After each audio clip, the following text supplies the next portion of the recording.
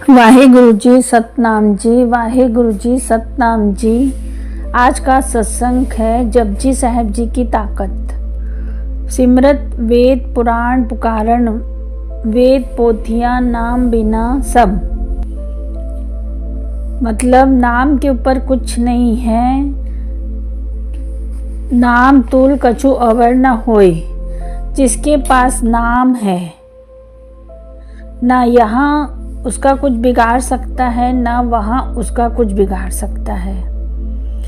ये सारी शक्तियाँ नाम के अधीन है, या बोलना चाहिए कि शक्तियाँ नाम के अधीन है। नाम जपने वाले के पास जैसे नाम जपते जपते इतनी ताकत आ जाती है कि शक्तियाँ उसके सामने आके खड़ी हो जाती हैं। चाहे वो अच्छी शक्ति हो चाहे बुरी शक्ति। अच्छी शक्तियाँ लालच देती हैं कि क्या चाहिए, घर बंगला गाड़ी ऐसा सब, और बुरी शक्तियाँ भी आके खड़ी हो जाती हैं। बुरी शक्तियाँ भी आके खड़ी हो जाती हैं। नाम जपने वाले के पास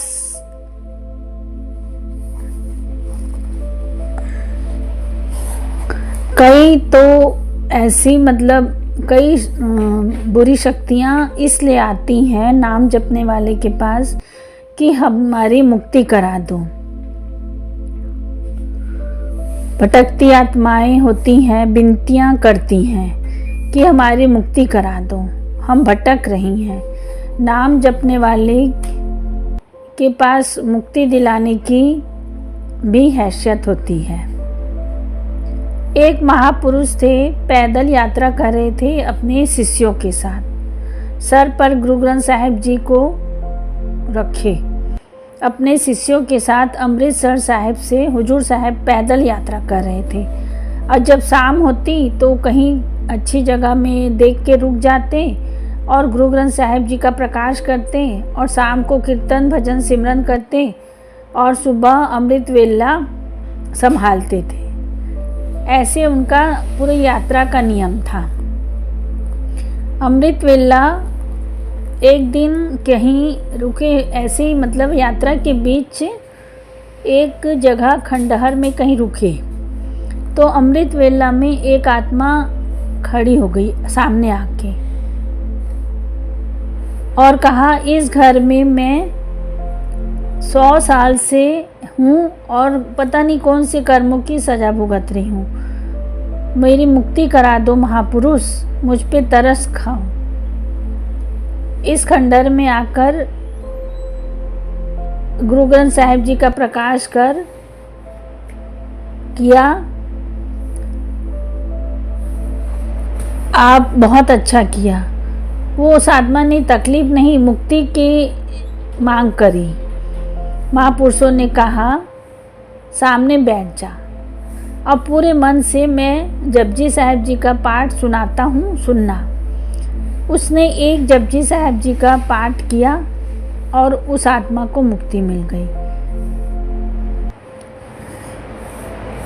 जपजी साहिब जी की पाठ की ताकत, जपजी साहिब जी की पाठ की ताकत कि जहाँ आप करोगे, जहाँ भी ये पाठ चलेगा, वहाँ आपको कोई कुछ नहीं बिगाड़ सकता। आपका चाह के भी कुछ नहीं बिगाड़ सकता कोई।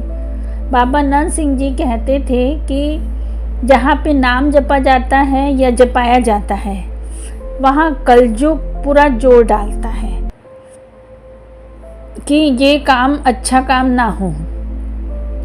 कोई आ जाएगा, कुछ बोल देगा, कोई टोकेगा, कोई रोकेगा। कलयुग पूरा जोर डालता है कि ये जाप ना हो। श्री सुखमणी साहिब जी का जहाँ पाठ चलता है वहाँ भी कलयुग जोर डालता है, मगर कलयुग का कोई जोर चलता नहीं है। मतलब नाम जप, सुखमणी साहिब, जपजी साहिब जी बाणी, सारी बाणी जो गुरु की बाणी है, वहाँ कलयुग जरूर जोर डालता है कि ये ना हो सके, लोग बाणी से ना जुड़ें, वाहेगुरु से ना जुड़ें। मगर उसका कुछ नहीं, वो कुछ नहीं कर पाता है।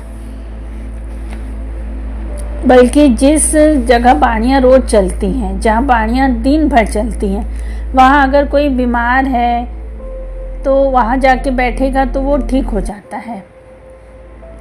इसलिए सुखमणी साहिब, जपजी साहिब जी की बाणियों से बच्चों को जोड़ना चाहिए। गुरु नानक जी का हुक्म है कि बाणी से जुड़ो, और जो हुक्म मान जाएगा तो वो बाबा जी की प्रसन्नता पालेगा और वो बाबा जी की, वाहिगुरु जी की बेस्ट लिस्ट में शामिल हो जाएगा,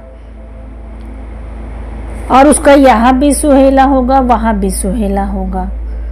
और बाई चांस अगर इस जन्म में जैसे कोई बहुत नाम जपता है और उसको अवस्था नहीं मिली और उसके जाने का समय आ गया, यानी पूरा समय हो गया उसके जीवन का, तो अगले जन्म में उसको अवस्था मिल जाएगी, क्योंकि गुरु नानक जी उसको अपने चरणों से कभी दूर नहीं करेंगे।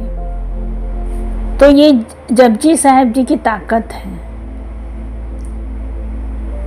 तो बच्चों को भी जोड़ो, खुद भी जुड़ो, और अगर जैसे कोई बीमार है तो अगर वो एक बार भी पूरा पाठ को, एक एक शब्द को वो सुन लेता है तो वो ठीक हो जाएगा।